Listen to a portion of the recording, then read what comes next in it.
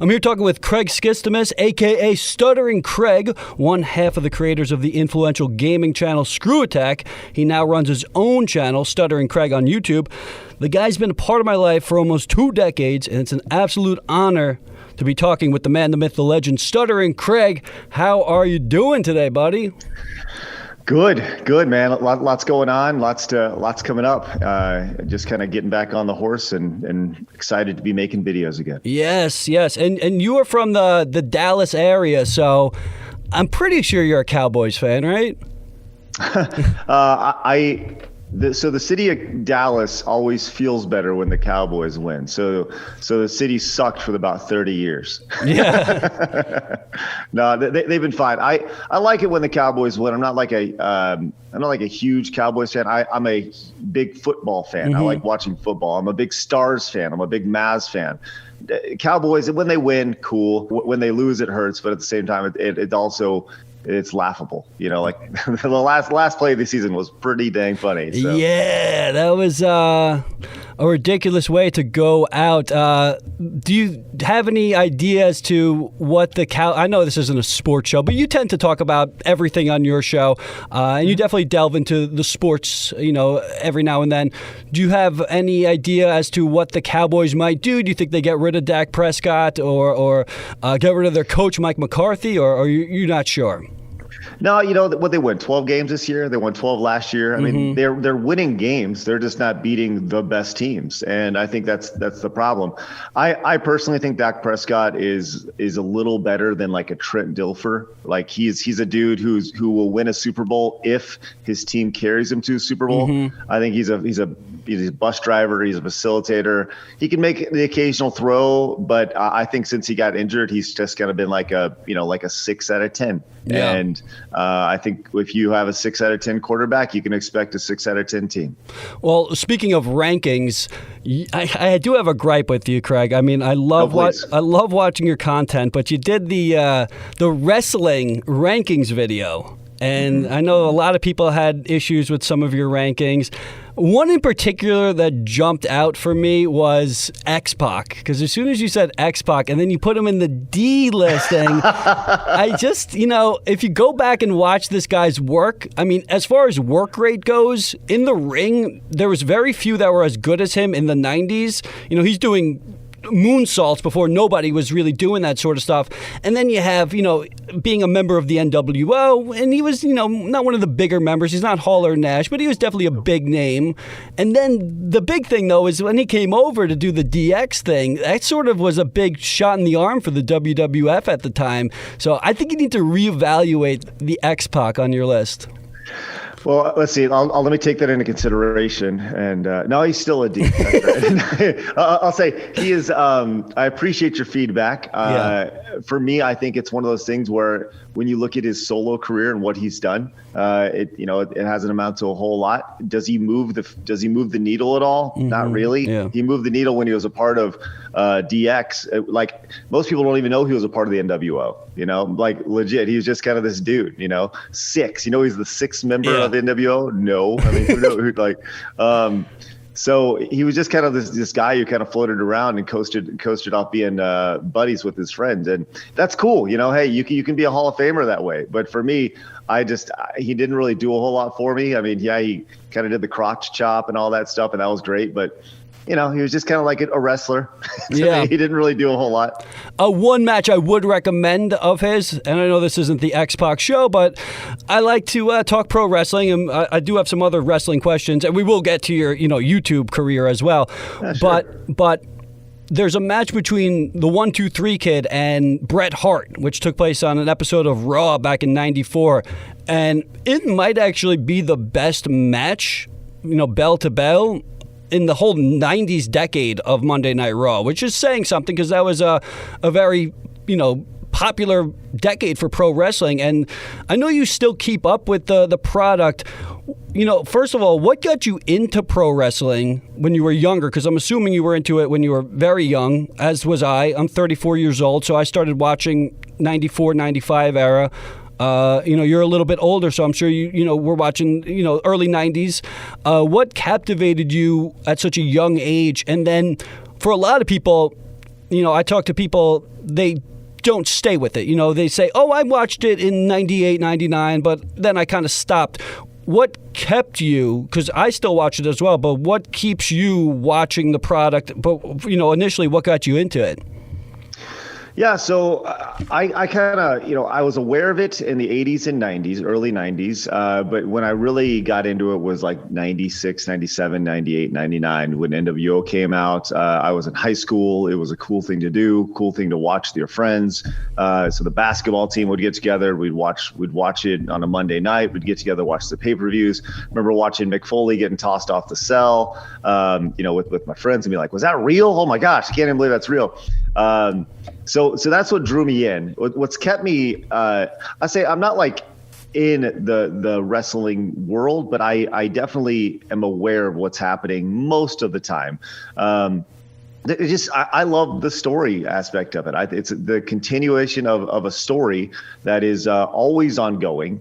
Yes, there are starts and stops to storylines, but at the end of the day, it's a continuous story that's been told for decades. And there's always new characters and always new twists and turns along the way. Even in real life, the aspect of Vince McMahon and the twists and turns associated with his ownership, and now he's coming back, and the sale of WWE and AEW, and it's interesting to watch just from a business perspective what they've done, what they've been able to do, and how they've specifically WWE has been able to go from a regional territory to a national territory to an international phenomenon, where you can go to Qatar, you can go to India, you can go to China, and people still will know who The Rock is, know who Triple H is, know who John Cena is, or whoever, and that's fascinating to me. And what are these guys really doing? They're falling on their back and telling stories. And I think that's really pretty interesting stuff. So that's what keeps me in. It's a combination of so many different things. You got the athleticism. Obviously, we know it's scripted, but I mean, these guys are top tier athletes. And then you have, as you mentioned, a soap opera aspect of it, where it's a continuous story. They're on the road all these days, each week, 52 weeks. They don't have a week off to take a break and have an off season, which is definitely something that has been a controversy. A lot of people saying there should be an off season because it is very strenuous on the body. And I know for years, Jesse the Body Ventura was talking about the wrestlers actually having a union, which I don't think will ever happen. But, clearly nostalgia is big for both of us. And, you honestly got your name recognized, at least from me, living off of the nostalgia of playing video games. So why is it so comforting in your mind to go back and rewatch, whether it's an old movie or play an old game? I personally like going on YouTube and just watching an hour of nostalgia commercials. I'll watch an hour loop of like commercials from 1995. What do you think is the reason why you were able to make that, a part of your career? And even to this day, you have two YouTube channels, if I'm not mistaken. One where you sort of talk about the modern stuff, but I mean, I'm usually on the nostalgia side of things. Why is it, and how is it that this is something that we love? I mean, I can speak for myself, but I'd love to hear what your opinions are. Well, nostalgia is a hell of a drug, man, and I'll say it's probably the most powerful drug outside of sugar in the world. It's one of those things that people talk about.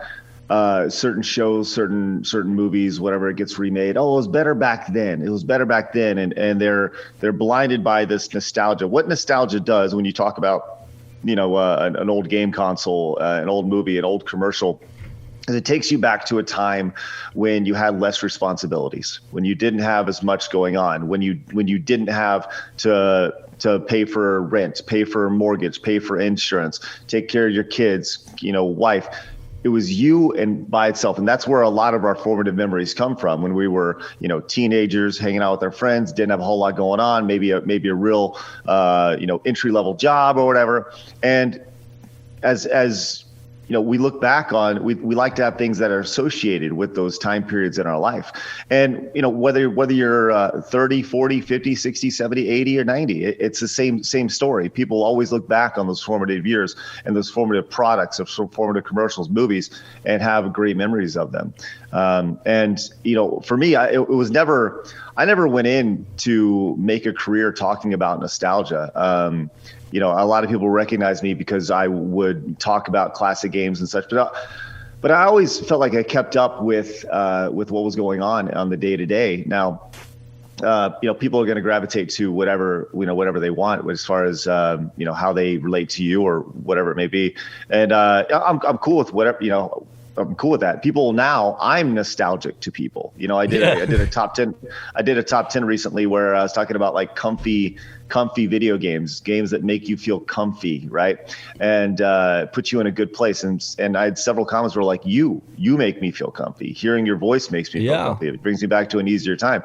And that's like really, really nice. So, I mean, I've been doing this for a long time now and just getting back to it. So having those responses are really great. And, maybe, that once again, what's old always becomes new again. My daughter is 10 years old and she thinks bell bottoms are the coolest. And you got her gaming as well. She was playing Donkey Kong, I remember seeing a few years ago. So, and she still keeps up with that.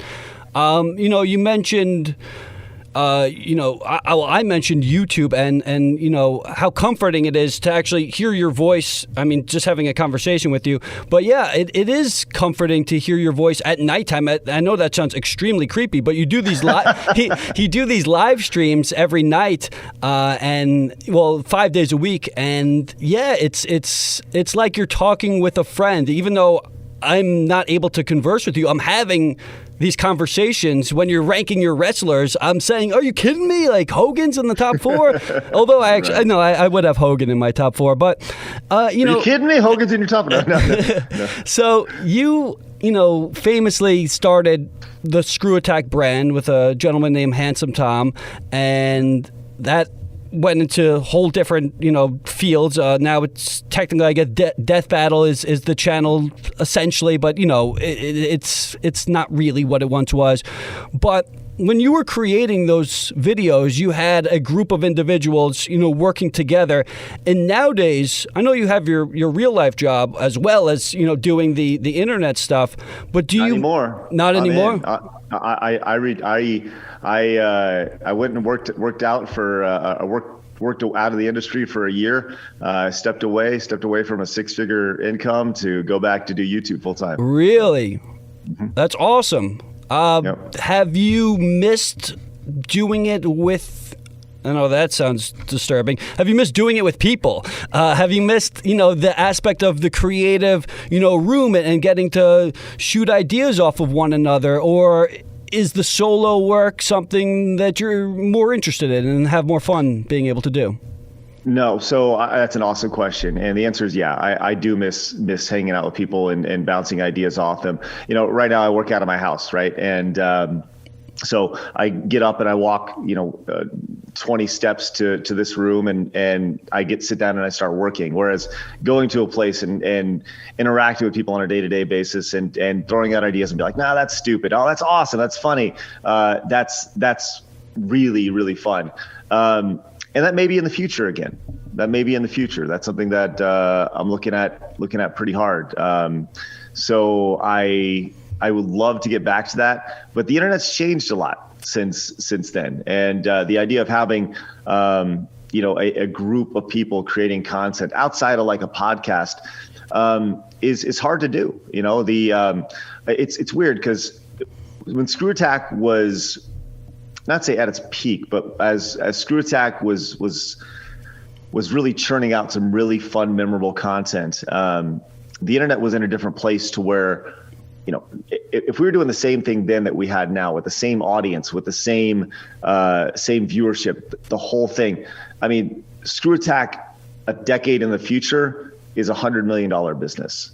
Now, 10 years prior, Screw Attack isn't $1 million business, right? But that's just how much the internet has changed, right? But I think to get to those points, the idea of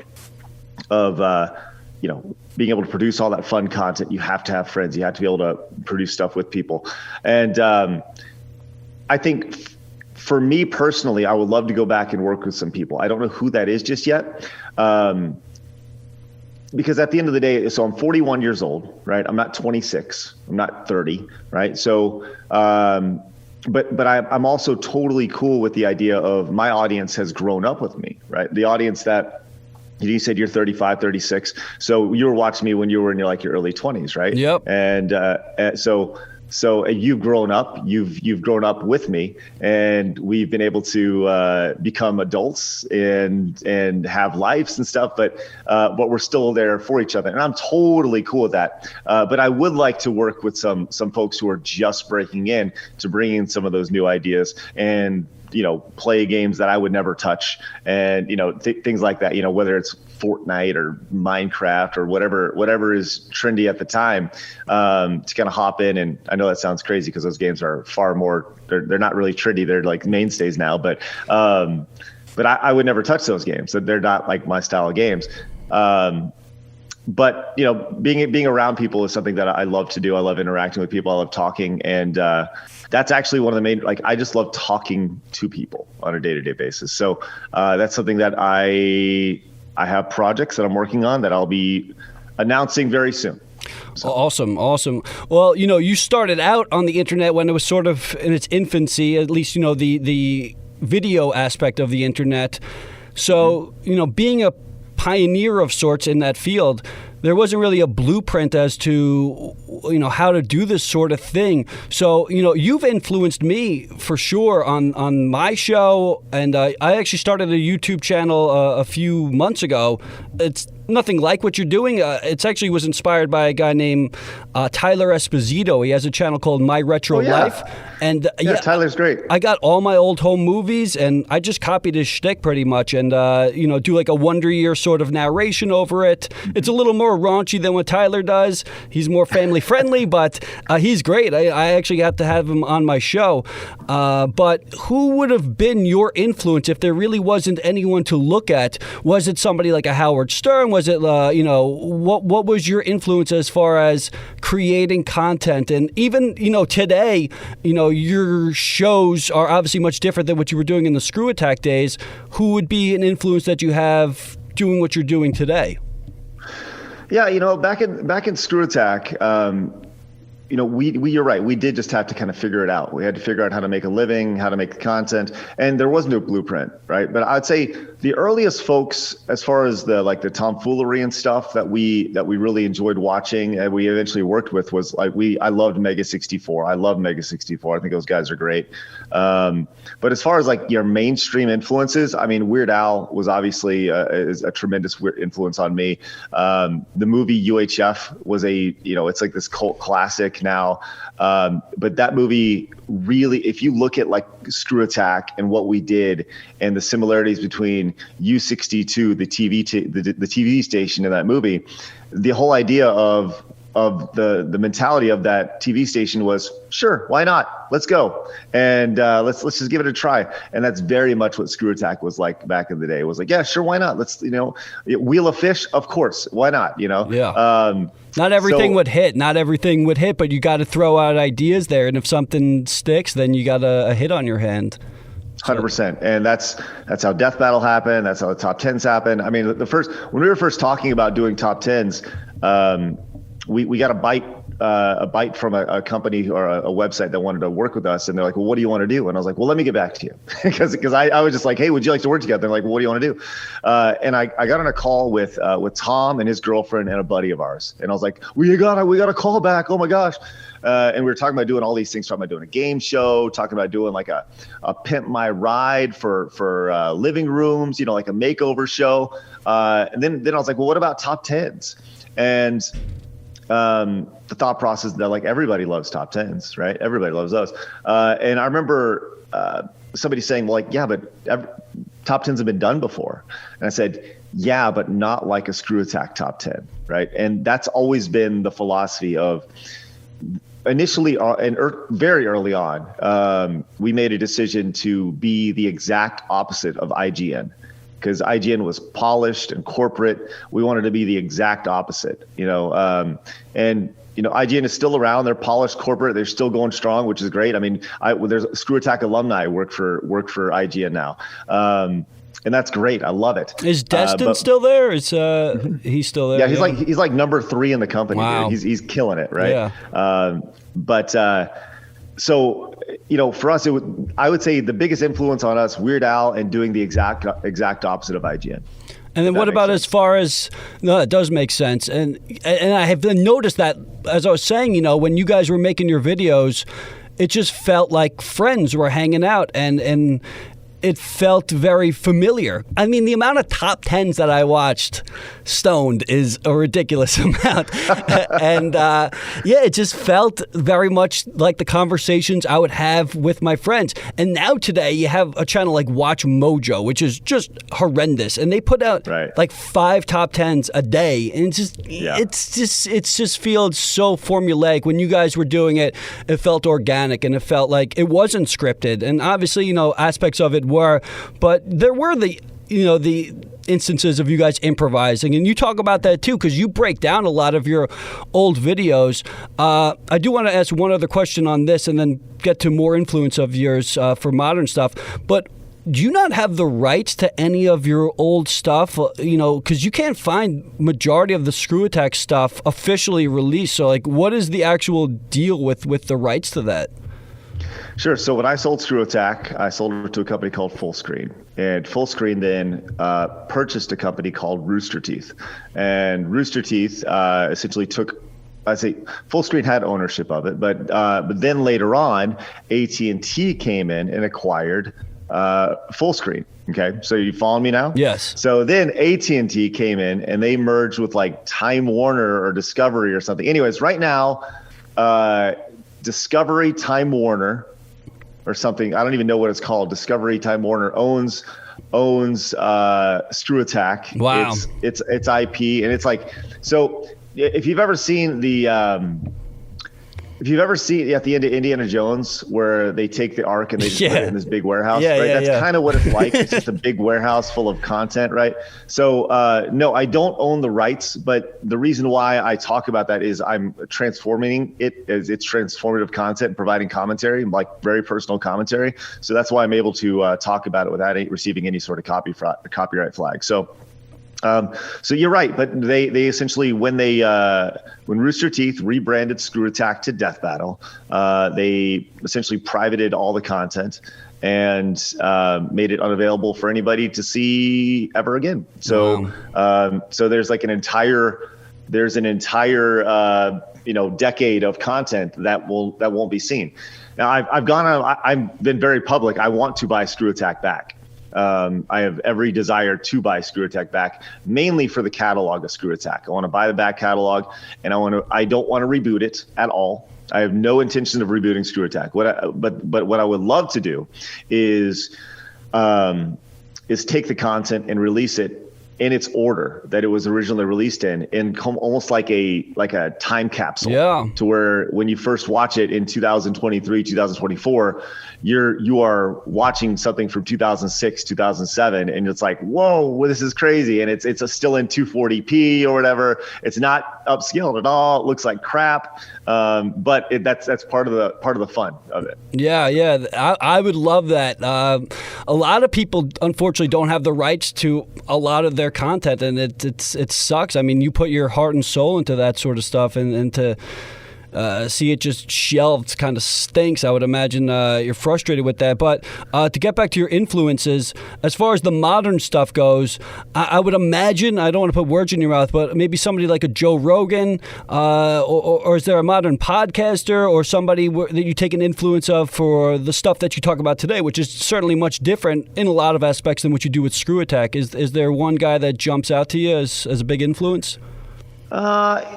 Rogan, I don't watch a whole lot of Rogan, but I'm certainly aware. I like watching his clips on YouTube, but I don't like sit down and watch a lot of his stuff. I do appreciate the his ability to just kind of talk with anybody. He's a chameleon, as they say. He can talk with anybody and everything about everything. So I like really appreciate that. As far as the content that I produce today, I'm just I have one goal. It's like to be as transparent as possible. Like people, the last couple of years have been really insane, right? There have been people who have just jumped off the deep end and just gone nuts. And that's been like really sad to see. But I've maintained if you saw me in 2006, I'm the same dude in 2023, right? I've matured a little bit, but my thoughts with games just in general is that like people can have their opinions. I just don't really care about them. Like I want to talk video games, and I miss the days where you could sit down and just play video games and not worry about how people think politically or what they think about a social issue or anything like that. So, in the gaming space, yeah, man, I think that probably the biggest influence now for me is looking at the industry as a whole and realizing that nothing has changed. It's still, for an industry about games, it has a giant stick up its ass. And it's infuriating to see that people take this so seriously in something that's meant to be a hobby. And people, it's a lifestyle. Oh, that's fine. Okay, that's cool. But at the end of the day, they are games, they're entertainment. Right. And so treat them as such. I understand you be passionate about your hobby, and you can be a gamer or you can be a gamer, right? Whatever. But I would love to kind of be that breath of fresh air. That is a common sense, fun place to hang out.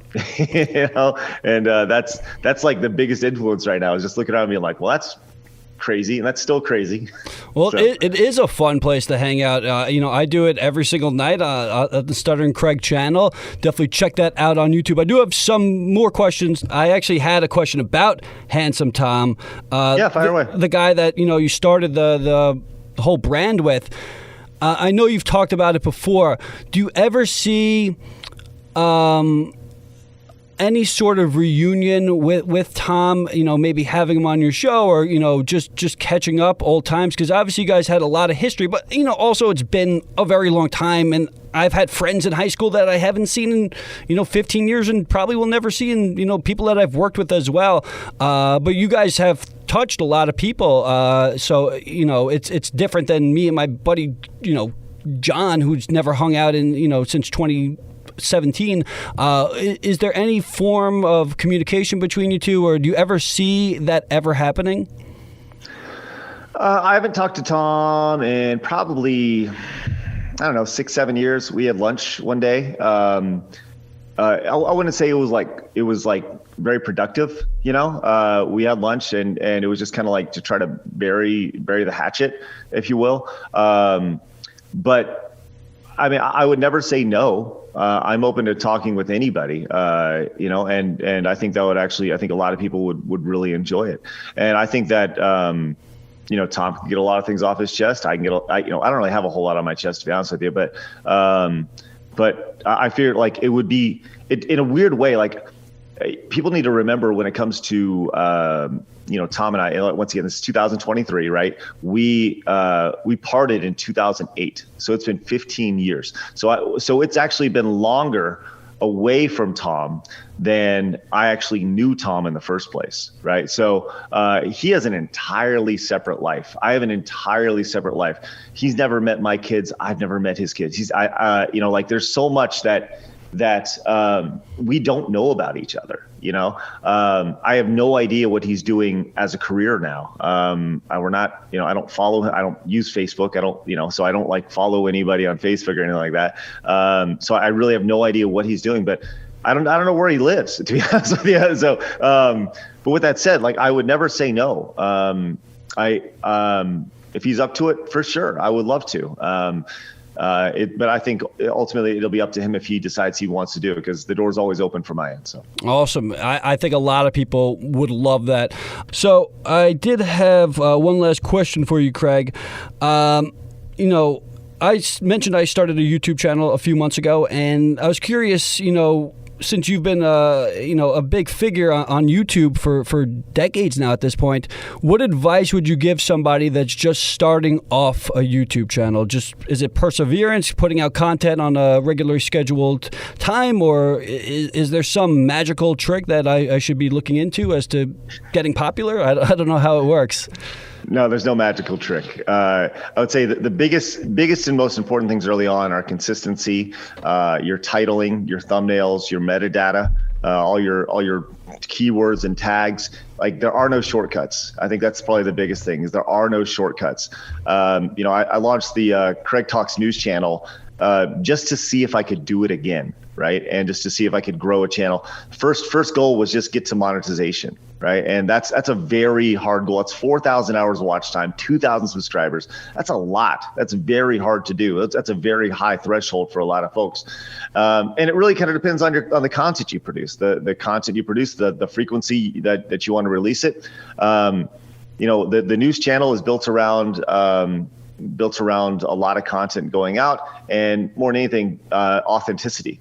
Right? People will see through a character unless you want to be a character, right? Long gone are the days of like Fred, and there's like, a few relics that stick around, like the angry video game nerd, but most people know him as James Rolfe, right? Scott the Woz is kind of a character. It's a caricature of Scott, so most people today, the internet's changed dramatically especially on YouTube, where they want to see you, they want to get to know you. But your titling and your thumbnails are what's going to get them in and introduce you to you. So that's very, very important. Titling, thumbnails, metadata, especially if you're dealing with topical subjects. You want to be able to appear at the top of searches. So I wish I could tell you there's a magic wand that you can carry, or some shortcut, but there's not. It's just, you got to do it. You got to do it right. Got to do it smart. Got to be consistent. Got to be you.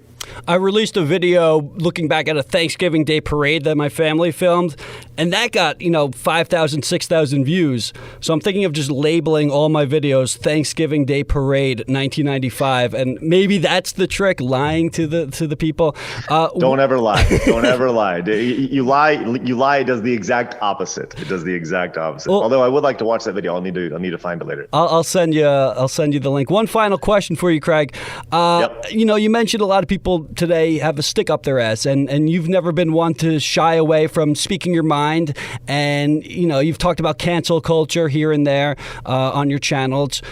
Do you expect this sort of world that we're living in, where, because I personally think if you ask 100 people and you say something offensive to them, 99 of them are not going to care. But then there's that 1% that is just the loudest, and they're the ones that are going to, message people on Twitter saying you got to cancel this person. Do you think eventually people are just going to stop caring about that sort of stuff, and we're going to get to a time where we're able to joke about certain things? Or where do you expect the world sort of to be in the next 5, 6, 10 years or so? Yeah, I think we're kind of at a tipping point right now, where people have recognized kind of how ridiculous things are right now. We're certainly bending to a vocal minority with a lot of issues, right? Where it's just whoever's the loudest.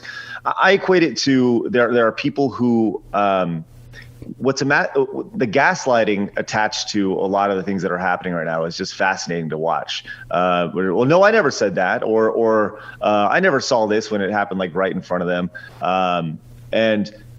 But I do think that the average person sees what's happening right in front of them and is able to recognize it. Now, it's ultimately going to be up to the corporations who are going to need to have some balls, sack up. And, you've seen what's happened with the limited run games situation, where they fired their community manager after one person on Twitter got upset. And there have been several interviews with the community manager that have come out the last few days. And she said, hey, listen, I went into a meeting and they said they didn't want to fire me, but they were kind of backed into a corner. And it's like, no, they didn't have to fire you. They just didn't have the balls to support you. And that's the big issue here. Yeah, they would have just said, you were talking about the Warner Discovery. There was a wrestler that just passed away, Jay Briscoe. I don't know if you've heard about him. He was in Ring of Honor, and that's a part of the AEW brand, which is a Warner Discovery product. And they were told from the higher-ups, do not put a tribute to this guy on the air because he said some offensive things a decade ago, which he apologized for on numerous occasions, and grew and became a really good father and individual to all people. But there was just, that one person was like, it's all about the advertisement. We cannot have any form of paying tribute to a dude that passed away that was beloved in the wrestling industry. It's a sad world. Yeah, well, they're at a point to where they want to rewrite things. They want to say this never happened, or this is the way it should have been. See, like when G4 came back, they wanted to correct the errors, correct the wrongs of G4. It's like get the stick at your butt and realize that it's okay to laugh a little bit. I think that's probably the biggest thing is people just have lost the ability to laugh, and people are so scared. They're so scared to lose their livelihood. And, like I said, I walked away from a pretty well-paying job to get back and do this with the sole intention of hopefully bringing people back to a place of common sense and fun. And you can listen to Craig and watch Craig on his amazing YouTube channel, Stuttering Craig. And is there anywhere else we could find you, Craig? You don't really do the Facebook, but you have the Twitter. That's where I contacted you. You got do you do Instagram? Like, where are you, what are your handles? Where can we find you? Yeah, just at Stuttering Craig on Twitter. I just got back on Twitter. I did the same thing where I deleted a 50,000 follower account when I got sick of Twitter, and I just kind of restarted it recently. So it's growing again, which is exciting. So, at Stuttering Craig on Twitter, on YouTube, Stuttering Craig, and Craig Talks News on YouTube as well.